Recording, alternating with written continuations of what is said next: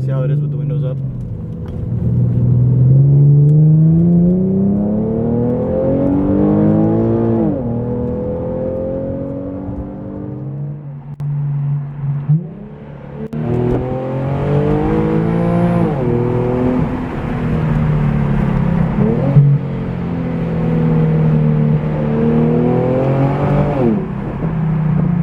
That's a clean sound.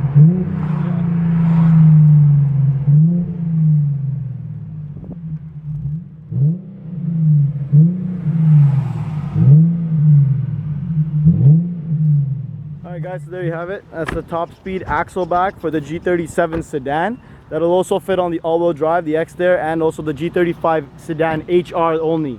So hit me up for pricing. My email will be in the description below, and pricing should be there and in the title as well. If you guys have any questions, feel free to email me as well. So for the Sedan, you got this Axleback, and there's also a Y-back option available. To me, the Axleback sounds a little bit louder than the other one, the Y-back. But the Y-back is a little bit more exhaust, so for airflow and stuff, it'll get a little bit better flow out of the Y-back.